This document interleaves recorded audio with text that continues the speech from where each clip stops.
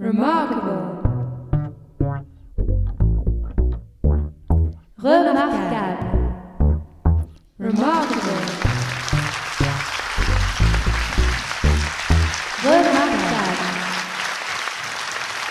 Albert Einstein a dit « L'important est de ne jamais cesser de questionner ».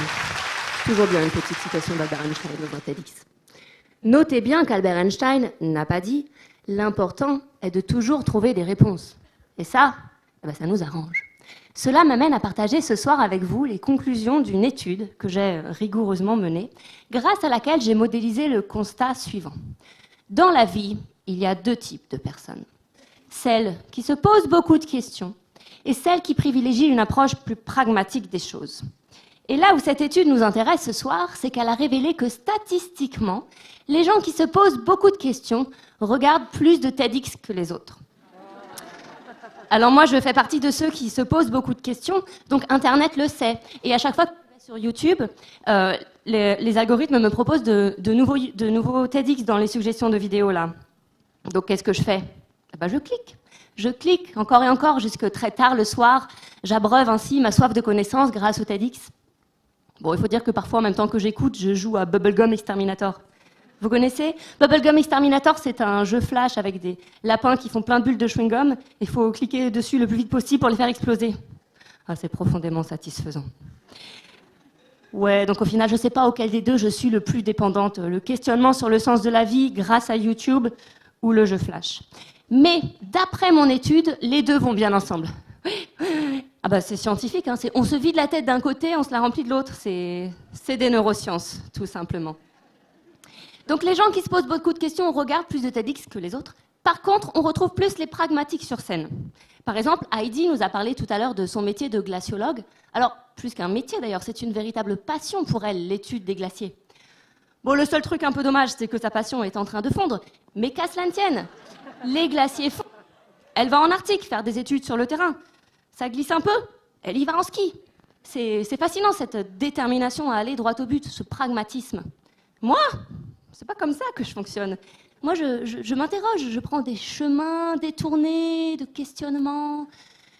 Tiens, au fait, si je rencontre Michelle Obama par hasard, lors d'une balade sur la dune du Pilat, que pourrais-je bien lui raconter ? Ma dépendance au chocolat aurait-elle pour origine une vie antérieure chez les Aztèques qui aurait mal tourné ? Voilà, je m'interroge et j'aboutis souvent à la même conclusion, Bubblegum Exterminator. Donc c'est vrai que niveau pragmatisme, je ne suis pas tout à fait au top. Mais bon, ils m'ont invité quand même et je suis ravie d'être là ce soir. Surtout qu'en intervenant sur ce TEDx, j'ai découvert quelque chose que vous ne voyez pas. Les coulisses d'un TEDx. Et je vais tout vous raconter. Quand on intervient sur un TEDx, on se fait coacher. Mais alors attention, ne vous fourvoyez pas comme certains dans la critique facile. Le coaching TEDx, ça n'est pas du formatage. Oh, non. C'est bien plus subtil que ça. On est coaché pour que notre présentation reste naturelle, mais pas trop à l'arrache non plus. C'est-à-dire qu'il faut que ce soit un naturel travaillé, mais pas théâtralisé. C'est subtil, hein ? Vous savez, c'est un peu comme quand on dit aux femmes qu'elles sont tellement plus belles au naturel, sans artifice superficiel. Par contre, les poils, non. Non, les poils, c'est indécent. Les poils, c'est du naturel pas assez travaillé.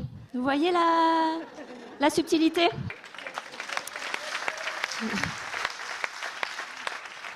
Ah non, mais c'est compliqué. C'est compliqué en tant que femme, cette histoire de poils.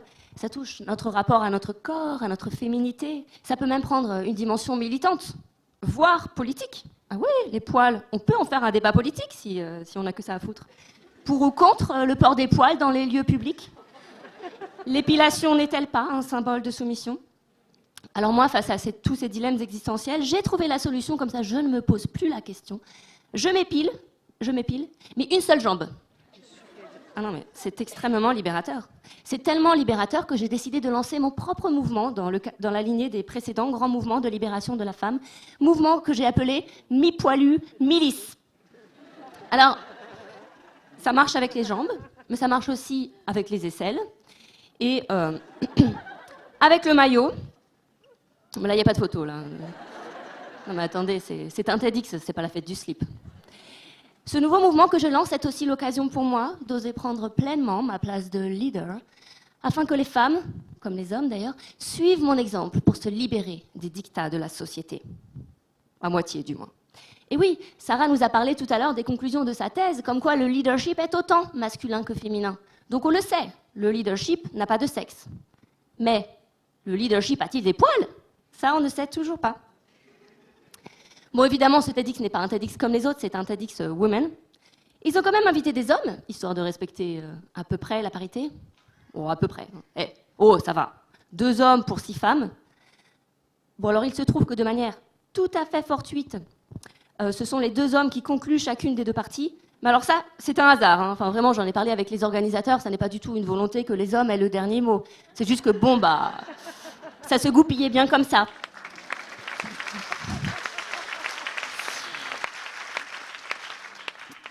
C'est terrible. Hein. Ah, écoutez, j'ai beau travailler sur moi, j'ai beau essayer d'équilibrer mon féminin et mon masculin intérieur sacré, il y a toujours en moi une part féministe enragée et mesquine qui voit le mal partout. Surtout que l'homme qui a conclu la première partie, c'est Thomas, qui nous a parlé de cyberharcèlement. Lui qui en est victime, tout ça parce qu'il est un homme qui véhicule des messages féministes. Alors le témoignage de Thomas est essentiel parce que quand on n'a pas vécu de harcèlement soi-même, on ne sait pas la violence que ça peut représenter au quotidien. Et là, Thomas nous a donné des exemples concrets, notamment l'exemple des pizzas que ses harceleurs commandaient pour lui chaque soir. Bah c'est plutôt sympa, non? Je suis la seule à pas avoir compris tout de suite. Ah oui, mais parce qu'elles n'étaient pas payées, ces pizzas. En parlant de pizza, quand on intervient sur un TEDx, il y a 2 choses très importantes à garder en tête. Il y a le why. Why? Pourquoi? Pourquoi on est sur scène? Pourquoi on parle dans ce micro? Qu'est-ce qui nous fait vibrer? Oui, je vibre. Oui, parce que vous voyez, les messages passent carrément mieux quand on les exprime avec le corps. Donc il y a le why et il y a le takeaway, qu'on peut traduire en français par plat à emporter, mais c'est tout de suite beaucoup moins classe. Alors les takeaways, c'est des trucs qu'on doit mettre dans notre conférence et que vous allez ramener chez vous pour passer à l'action. Bon, moi je vous parlerai de mon why tout à l'heure, mais je n'ai pas trop de takeaway. Donc je vous propose, vous rentrez chez vous, vous passez par la pizzeria, vous prenez 3 margaritas à emporter, j'aurai ainsi rempli ma mission. Ensemble, on va changer le monde. Une pizza à la fois.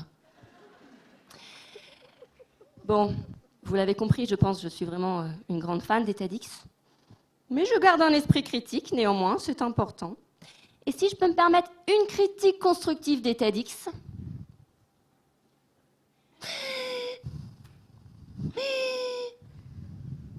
Tout va bien, ne vous inquiétez pas. C'est juste que nos coachs ont pas mal insisté sur l'importance de silence appuyé, bien placé.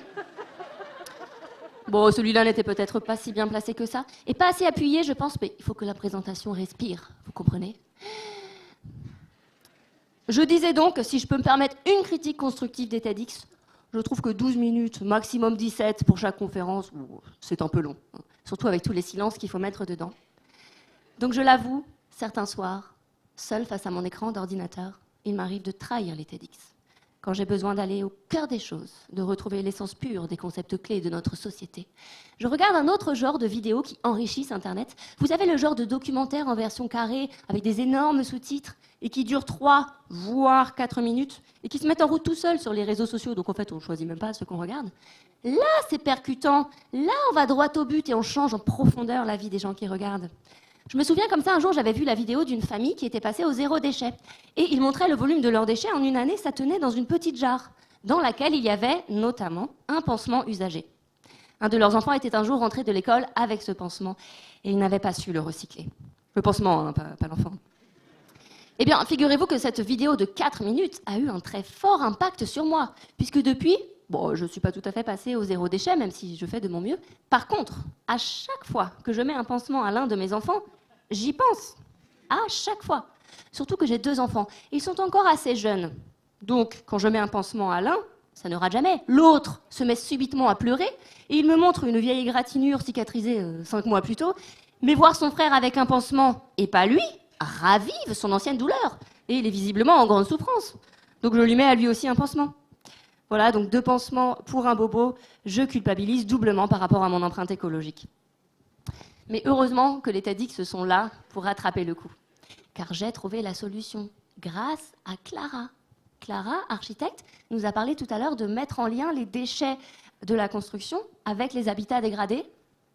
Si ça, c'est pas du pragmatisme, eh bien moi, je me suis inspirée de cette démarche dans le cadre de la rénovation de mon appartement. Je recycle à présent les pansements usagés pour réparer les joints tout pourris de ma salle de bain. Là, vous voyez, c'est un exemple concret où on voit tout de suite l'impact des TEDx sur notre quotidien et surtout pour la préservation de l'environnement, grâce à toutes ces bonnes idées qui valent la peine d'être partagées. En conclusion, il est temps pour moi de vous partager mon pourquoi. Why? Attention, ça va devenir très spirituel. Grâce à ma tendance au questionnement compulsif, j'ai compris pas mal de choses à la vie. Et j'ai souvent eu besoin des TEDx pour me les enseigner. Mais parfois, même les TEDx ne suffisent plus. Dans ces moments-là, il m'arrive alors d'engager des conversations directement avec les anges. J'avais prévenu que ça allait être très spirituel. Alors les anges, pour ceux qui ne connaissent pas, c'est tout un concept qui stipule que quand on a une question, il suffit de demander. Alors moi, avec toutes les questions que je me pose, cette démarche de poser mes questions directement à l'univers avec des anges comme messagers, ça me plaît. Alors certains vont peut-être s'imaginer que j'entends des voix dans ma tête. Pas du tout, hein. Même si quand on y pense, Jeanne d'Arc était un excellent role model de leadership au féminin. Non, je parle d'autre chose. J'ai bel et bien des voix dans ma tête, j'en ai d'ailleurs beaucoup. Vous savez, le genre de pensées conditionnées qui tournent pas mal en rond, qui s'inquiètent du futur, qui ressassent le passé, qui se refait les conversations il y a 3 semaines pour essayer de leur donner une tournure un peu différente. Vous voyez le genre? Je pense pas être la seule. Hein. Mais j'ai une manière très simple de faire la différence entre ces voix dans ma tête et la voix inspirante de mes anges. Les anges, quand je leur pose mes questions et que j'entends leurs réponses, le plus souvent, ils se foutent de ma gueule. Alors, avec beaucoup d'amour, mais visiblement, toutes mes questions, là, ça les fait beaucoup marrer. C'est comme ça que je sais que ce ne sont pas juste des voix dans ma tête. L'amour et l'humour. L'humour, ça ne sert pas à se moquer, ou alors seulement de soi-même. Ça ne sert pas à humilier, à rabaisser, à harceler. L'humour, ça ne sert pas non plus à montrer la finesse intellectuelle de nos jeux de mots, puisqu'au fond, entre nous, rien n'est plus efficace et plus universel qu'une bonne vieille blague prout. Non, l'humour, selon moi, c'est observer la même chose, mais d'un autre point de vue. Si vous êtes athée, ou si les anges n'ont pas de place dans vos croyances, vous pouvez remplacer le concept ange par prendre de la hauteur. C'est ça mon pourquoi. Prendre de la hauteur. Créer un décalage. S'élever un instant au-dessus des pensées conditionnées qui tournent pas mal en rond.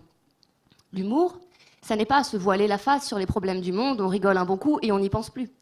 L'humour, ça n'est pas une fuite, c'est une connexion à autre chose. Je vais même jusqu'à parler de reconnexion.